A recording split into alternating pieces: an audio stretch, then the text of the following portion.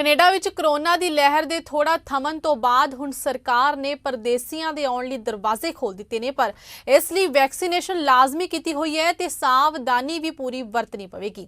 ਇਸੇ ਲਈ ਮਾਹਿਰਾਂ ਦੇ ਵੱਲੋਂ ਆਪਣੇ ਵਿਚਾਰ ਵੀ ਪੇਸ਼ ਕੀਤੇ ਜਾ ਰਹੇ ਨੇ। ਦੱਸ ਦਈਏ ਕਿ ਵੈਕਸੀਨ ਨਾ ਲਗਵਾਉਣ ਵਾਲਿਆਂ ਤੋਂ ਕੋਵਿਡ ਫੈਲਣ ਤੇ ਖੁਦ ਸੰਕਰਮਣ ਹੋਣ ਦਾ ਖਤਰਾ ਵਧੇਰੇ ਹੁੰਦਾ ਹੈ, ਜਿਸ ਲਈ ਅਜਿਹੀਆਂ ਪਾਬੰਦੀਆਂ ਲਾਜ਼ਮੀ ਕੀਤੀਆਂ ਗਈਆਂ ਨੇ। I think there's been so much privation, so many people who need to travel and who haven't, who felt that they shouldn't because they were told not to. I think it's a reasonable thing to do to allow that. I think the rule that people need to be vaccinated and they need to have a negative test, I think this is great.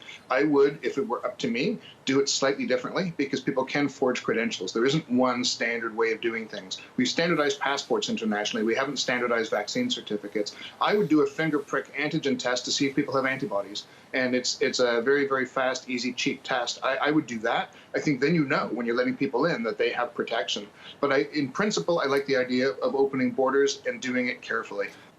Well, the fourth wave is being driven by people who are not vaccinated. And so, to me, open borders are fine if everyone is demonstrably vaccinated. Not that they claim to be, not that they pretend to be, but they are demonstrably vaccinated, which is, again, why I would like to actually do a blood test, a simple finger prick test. So as long as we're careful and we're not letting people in who are not vaccinated, I don't see a problem.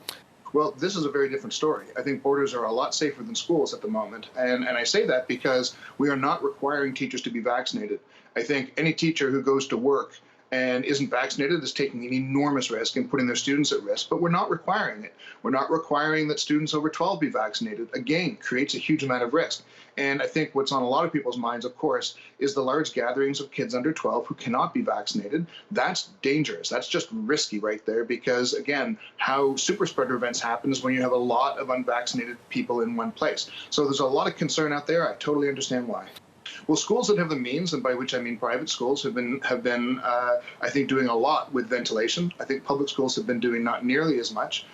The province has provided free rapid tests to private schools and none at all to public schools, which I think has everybody baffled.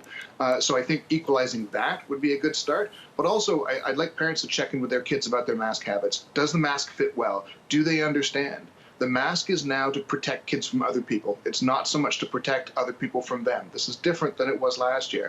Is the mask being worn well? Does it fit properly? Do kids really understand what an important piece of safety equipment this is? Because once kids are out of sight of the parents,